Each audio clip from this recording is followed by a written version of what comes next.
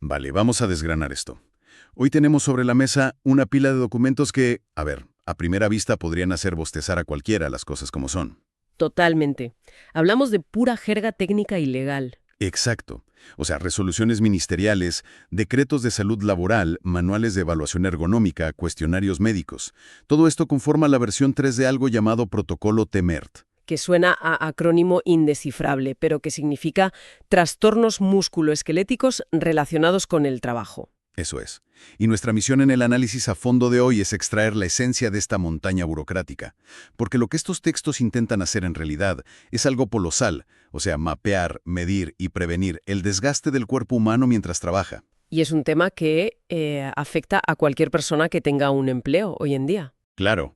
Y hay una razón muy urgente para revisar estas fuentes hoy. Fíjate en este dato. Los informes muestran que entre 2022 y 2023, las enfermedades musculoesqueléticas aumentaron un 17%. ¡Madre mía! Un 17%. Un salto de esa magnitud en un solo año no es una simple anomalía estadística. Es un aviso de que algo se está rompiendo a nivel estructural en el mundo laboral. Completamente de acuerdo. Es una cifra que nos obliga a replantear por completo cómo entendemos el trabajo moderno. Nos está indicando que los entornos laborales están lesionando a la gente a un ritmo verdaderamente alarmante. A pesar de la automatización y de tener sillas ergonómicas y todo eso. Exacto, a pesar de todo eso. Y el valor de examinar todas estas normativas hoy radica en comprender el giro estratégico que intenta dar la medicina ocupacional. El sistema se ha dado cuenta de que su visión anterior era demasiado fragmentada. Ya. Y lo que presenciamos en estos textos es el intento de construir un enfoque verdaderamente integral, uno que entienda la complejidad biomecánica de la persona. Entiendo. Pero, claro, para valorar la magnitud de esta nueva versión 3, supongo que tenemos que saber de dónde venimos. O sea, si el sistema reconoce que su visión era fragmentada, ¿qué es lo que estaba midiendo mal la versión 2? Pues el cambio más radical entre la versión anterior y esta nueva normativa es, sin ninguna duda, el alcance anatómico. A ver, explícame eso. El protocolo antiguo se centraba de manera casi exclusiva en las extremidades superiores. Es decir, analizaba los movimientos repetitivos de las manos, las muñecas, los brazos y los hombros. Vale, muy útil para oficinistas que teclean todo el día o operarios de cadenas de montaje ligeras. Eso es. Pero, ¿qué pasaba si el origen del problema de un trabajador estaba en la zona lumbar por levantar peso o en las rodillas por estar agachado? Todo eso quedaba fuera del paraguas de aquella normativa. ¿Me dejas perplejo? Me parece una limitación tremenda. O sea, haciendo una analogía es como si vamos a inspeccionar un edificio porque tiene grietas y el arquitecto decide que solo va a evaluar los marcos de las ventanas. Exactamente. Ignorando por completo los cimientos o los muros de carga. Claro. Y por muy bien que estén las ventanas, el edificio se te viene abajo igual. Así que la versión 3, por lo que veo en las fuentes, abandona esa visión de piezas sueltas y pasa a ser una revisión de cuerpo entero. Lo fascinante aquí es cómo la normativa por fin reconoce una verdad biológica innegable. El cuerpo humano no funciona como una máquina ensamblada por módulos independientes, ¿eh? Es un sistema dinámico e interconectado. Claro, un problema en los pies afecta al cuello. Tal cual. Por eso, esta nueva versión consolida normativas que antes operaban por separado, como el manejo manual de cargas o el manejo de pacientes en hospitales. Pero el salto cualitativo real viene con factores de riesgo nuevos. Sí, y hay uno de esos factores nuevos que me ha dejado alucinado al revisar los manuales, el tema de las posturas estáticas. Ah, sí, eso es un cambio clave. Es que el protocolo ahora exige evaluar si un trabajador mantiene una postura forzada durante más de 4 segundos. O sea, 4 segundos parece una medida ridículamente microscópica. Ya, suena a poco tiempo. Si alguien está agachado arreglando una tubería, 4 segundos no son nada. Pero la ley ya lo marca como un evento biomecánico a vigilar. Y tiene una explicación fisiológica muy sólida. Cuando un músculo se contrae y se mantiene fijo, aunque sea por unos pocos segundos de forma repetida, el flujo sanguíneo hacia ese tejido se reduce drásticamente. Ah, vale, entiendo. Claro, eso impide que llegue el oxígeno necesario y dificulta la eliminación del ácido láctico. Con el paso de las horas, esos microeventos de 4 segundos generan una fatiga muscular que deriva en lesiones crónicas. ¡Qué barbaridad! Y además de las posturas, he visto que el otro gran factor nuevo son las vibraciones. Exacto. La normativa ahora distingue entre la vibración de cuerpo entero, la que sufre quien conduce un tractor, y la vibración mano-brazo típica de usar herramientas como un taladro percutor. Y hay otro detalle en las fuentes que cambia la forma en que un inspector miraría una fábrica.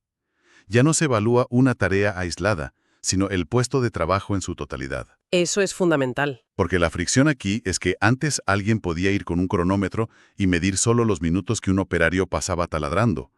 La evaluación salía perfecta porque esta tarea era breve. Pero se ignoraba que ese mismo operario luego pasaba 3 horas cargando sacos. Exacto. Al evaluar el puesto completo, la fotografía es muchísimo más cruda. Pero esto me lleva a una duda logística enorme. Si ahora hay que medir todo el cuerpo, las vibraciones, las posturas de 4 segundos, ¿cómo aterriza esto en el día a día sin que sea un caos? Bueno, las fuentes describen lo que llaman la vigilancia ambiental, que es un proceso de 5 pasos. Sí, parece un laberinto burocrático de manual. A ver, es un proceso de escalada gradual, diseñado precisamente para no colapsar el sistema. No envían a un equipo de científicos a cada empresa el primer día. Los primeros 2 pasos son un barrido superficial. Vale, cuéntame sobre esos 2 primeros pasos. El primero es la caracterización, que es mapear el terreno, cuántos trabajadores hay, horarios, rotaciones, y luego la identificación inicial, que es un filtro muy básico de 7 preguntas de sí o no. Vale, un checklist sencillo que pueda responder el propio personal. Hasta ahí lo veo manejable. Pero si alguna respuesta es afirmativa, el protocolo te empuja al tercer paso, la identificación avanzada. Y ahí es donde las cosas se ponen un poco más tensas. Claro, porque las empresas tienen que clasificar el riesgo en categorías como aceptable, no aceptable, crítico. Y si el riesgo es complejo, te vas a los pasos 4 y 5, que son evaluaciones formales en profundidad. Esto ya no lo rellena el gerente en un Excel, requieren ergónomos especializados. Exactamente. Se exige un ergónomo porque el cuerpo humano operando en un entorno industrial requiere cálculos de biomecánica complejos. No basta con decir que alguien levanta mucho peso. Hay que medir ángulos, me imagino. Ángulos articulares, calcular vectores de fuerza, cruzar datos de repetitividad con fatiga. Es un análisis científico. Por eso el protocolo exige a profesionales de los organismos administradores. Pero aquí tengo que cuestionar la viabilidad de esto. Yo me imagino una megaplanta de ensamblaje de automóviles con un departamento de prevención enorme, y tiene sentido. Pero ¿qué pasa con una panadería pequeña de barrio? Ya sé por dónde vas. O sea, 3 personas amasando pan de madrugada, imponerles contratar a especialistas en biomecánica para medir cómo sacan las bandejas del horno, suena a receta perfecta para ahogar al pequeño empresario. Esa es una fricción clásica. Y por eso existen mecanismos de modulación. La normativa estipula excepciones claras. ¿Ah, sí? ¿Qué tipo de excepciones? Para las micro y pequeñas empresas, las que tienen menos de 50 trabajadores y no están obligadas a tener departamento de prevención, la carga pesada no recae en ellos. Menos mal. El dueño de la panadería solo hace la evaluación superficial de sí o no. Si salta la alerta, la entidad aseguradora, o sea, la mutua, está obligada a proveer la asistencia técnica y aportar a esos ergónomos de forma directa. Vale, esa aclaración cambia bastante el panorama. Le quita gran parte del peso financiero a las pequeñas empresas. Sin embargo, lo que no se flexibiliza nada son los plazos. Hay una presión tremenda sobre el reloj. Sí, los tiempos son muy estrictos. Si esa evaluación avanzada determina que hay un riesgo crítico, la empresa tiene un máximo de 90 días para aplicar medidas administrativas. Entiendo que esto es rotar turnos o forzar pausas, ¿no? Así es. Soluciones organizativas para reducir el tiempo de exposición. Pero si la situación requiere medidas de ingeniería, el plazo es de 180 días. Y una medida de ingeniería es cambiar el entorno físico, o sea, instalar brazos neumáticos, sustituir maquinaria antigua. Son inversiones de capital importantes en medio año. Tal cual. Y esto nos lleva al punto de inflexión más crítico de todo el protocolo. ¿Qué ocurre si en ese tercer paso el ergónomo dictamina que el entorno de trabajo es directamente no aceptable? Ese es el momento de pánico logístico en las empresas. Porque si se declara no aceptable, la empresa tiene apenas 5 días hábiles para enviar un censo completo de todos los trabajadores expuestos. Y de repente dejamos de medir la máquina y pasamos a medir la vibración en los huesos de las personas. Claro. El foco de la vigilancia salta del entorno a la salud del cuerpo humano. Y las fuentes muestran que la intensidad ha aumentado, porque las reevaluaciones médicas ahora son cada 6 meses en lugar de cada 3. Este es quizás el giro conceptual más importante. Históricamente, la medicina ocupacional intentaba predecir, en los exámenes previos, si un cuerpo aguantaría un trabajo. Sí, el típico reconocimiento médico de empresa. Exacto. Pero esta normativa asume una postura basada en la evidencia y establece una vigilancia de efectos. Da por sentado que el entorno tiene riesgo y la obligación ahora es rastrear activamente cómo ese entorno degrada al trabajador en tiempo real. Y la herramienta principal para ese rastreo semestral son unos cuestionarios médicos con una precisión asombrosa. Al leerlo me recordó a los sismógrafos en zonas de terremotos. Es una analogía muy buena, sí. El primer paso es el cuestionario nórdico.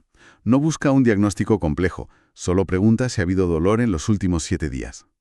Si la nota es un 4 sobre 10, la alerta salta, como un sismógrafo registrando un temblor superficial. Esa analogía ilustra perfectamente la intención de pesquisa precoz. El sistema busca intervenir en la fase del dolor mucho antes de que se produzca un daño irreversible, como una hernia discal. Claro, actuar antes de que el edificio se caiga. Exacto. Y si ese sismógrafo detecta el temblor, pasamos a las herramientas de perforación profunda. Para extremidades superiores se aplica el cuestionario Quick Dash y para la zona lumbar la escala de Oswestry. Y aquí es donde las métricas impactan. En el Quick Dash para brazos, se considera alteración grave si la limitación funcional supera el 50%. Que no es poca cosa, ¿eh? Para nada. No hablamos de una ligera molestia al jugar al pádel. Un 50% significa que un trabajador probablemente no puede girar el pomo de una puerta con fuerza o no es capaz de levantar una jarra de agua sin dolor. Es muy incapacitante. Y con el cuestionario de Oswestry para la espalda, la alerta salta al 40%. O sea, la persona apenas puede estar sentada 10 minutos seguidos. Son niveles de desgaste que afectan la calidad de vida básica. Si un trabajador alcanza esos porcentajes, debe ser derivado inmediatamente a un estudio clínico formal para determinar si hay enfermedad profesional. Con ecografías, resonancias y todo eso. Exacto. Pero operando todo este engranaje, surge un desafío colosal. Hacer el barrido ambiental, clasificar el riesgo, gestionar la monitorización médica, todo requiere personas altamente cualificadas. Totalmente. Las fuentes dicen que los trabajadores y el comité paritario necesitan 8 horas de formación. Los expertos internos, 20 horas. Y los ergónomos al menos 40 horas exclusivas para este protocolo. Y parece hasta poco tiempo viendo la complejidad matemática. Sí, pero aquí entra el baño de realidad. Porque los artículos críticos señalan unas grietas enormes. Nos muestran que la teoría sobre el papel es impecable, pero la ejecución choca contra un muro. Y esas grietas comprometen todo el esfuerzo. El primer fallo es un problema de diseño normativo, una especie de amnesia legislativa. ¿Amnesia en qué sentido? Pues que esta versión 3 ignora figuras legales previas que eran pilares de la seguridad, como el encargado de prevención de antiguos decretos.